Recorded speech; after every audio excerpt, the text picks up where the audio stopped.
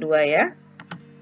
Nah, tema kedua persatuan dalam perbedaan. Dengan subtema 3 bersatu kita teguh. Kompetensi dasarnya yaitu 3.4 memahami makna proklamasi kemerdekaan dalam upaya mempertahankan kemerdekaan dan upaya mengembangkan kehidupan kebangsaan yang sejahtera.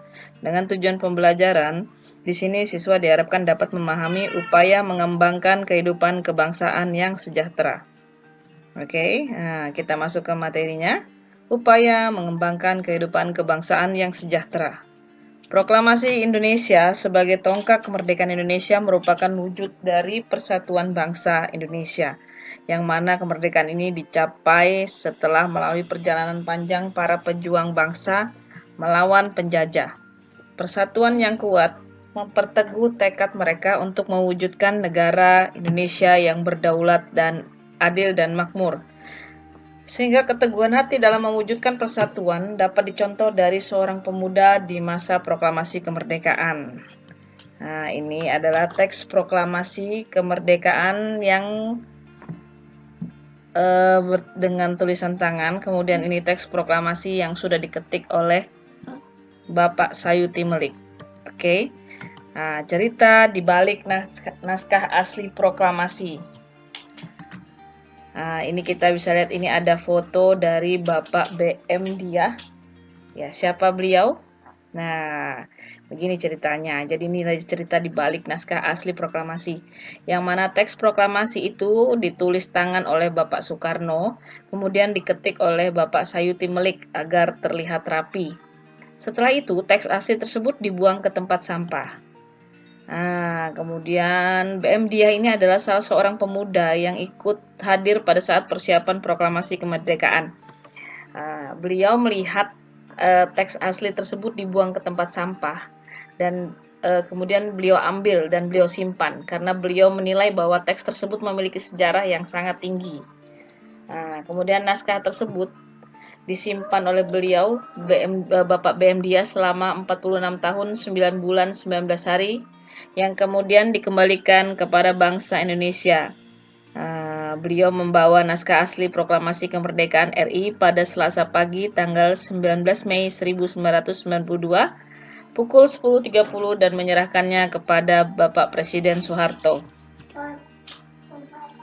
Naskah itu kemudian disimpan di Kantor Arsip Nasional atas anjuran Bapak Soeharto, yang mana keputusan Bapak BM Diah ini menyimpan naskah asli tadi yang sempat dibuang ke tempat sampah itu sangat tepat, karena akhirnya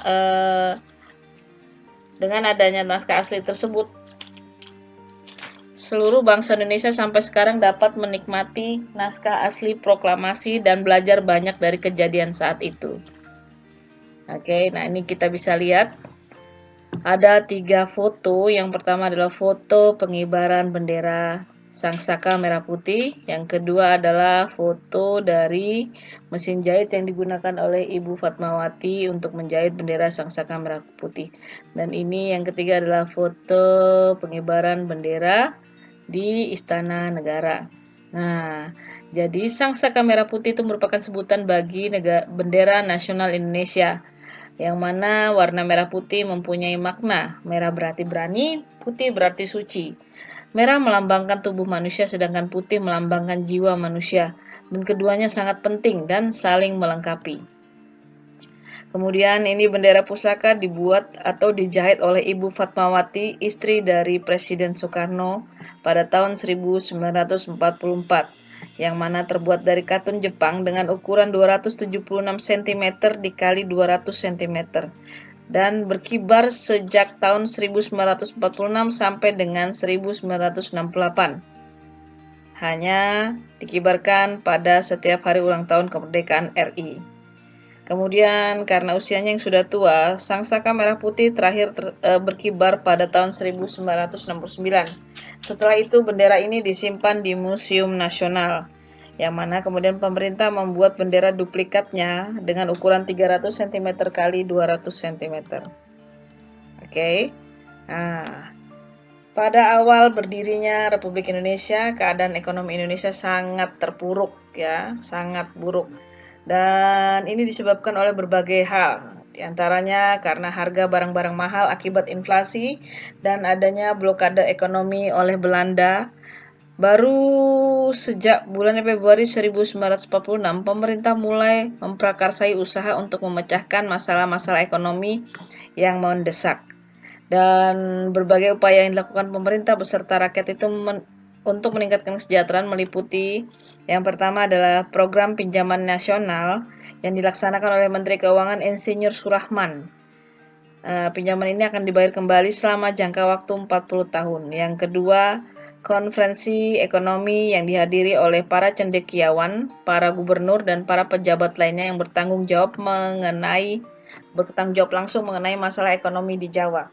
Dan konferensi ini dipimpin oleh Menteri Kemakmuran Insinyur Darmawan Mangunkusumo. Dan tujuan konferensi ini adalah untuk memperoleh kesepakatan yang bulat dalam menanggulangi masalah-masalah ekonomi yang mendesak, seperti masalah produksi dan distribusi makanan, sandang, serta status dan administrasi perkebunan. Kemudian yang ketiga adalah pembentukan Badan Perancang Ekonomi yang diinisiatifi atas inisiatif Menteri Kemakmuran Dr. A.K. Ghani. Badan ini merupakan badan tetap yang bertugas membuat rencana pembangunan ekonomi dalam jangka waktu 2-3 tahun. Kemudian yang keempat adalah rencana Kasimo, yaitu disebut Kasimo Plan, yang mana program ini disusun oleh Menteri Urusan Bahan Makanan I.J. Kasimo. Program ini berupa rencana produksi 3 tahun, dari tahun 1948 sampai dengan 1950, mengenai usaha swasembada pangan dengan beberapa petunjuk pelaksanaan yang praktis. Dan untuk meningkatkan produksi bahan pangan dalam program ini, Bapak Kasimo menyarankan agar yang pertama menanami tanah-tanah kosong di Sumatera Timur seluas 281.277 hektar. Yang kedua, di Jawa dilakukan intensifikasi dengan menanam bibit unggul. Yang ketiga, pencegahan penyembelihan hewan-hewan yang berperan penting bagi produksi pangan. Yang keempat, di setiap desa dibentuk kebun-kebun bibit. Dan yang kelima, program transmigrasi. Kemudian upaya yang terakhir yaitu Persatuan Tenaga Ekonomi, yang mana organisasi ini dipimpin oleh BR Motik dengan tujuan untuk menggiatkan kembali partisipasi pengusaha swasta. Dan dengan dibentuknya organisasi PTI ini juga diharapkan dapat melenyapkan individualisasi di kalangan organisasi pedagang sehingga dapat memperkokoh ketahanan ekonomi bangsa Indonesia. Baiklah anak-anak, inilah materi kita hari ini. Semoga bisa bermanfaat buat kalian. Sampai jumpa di materi berikutnya.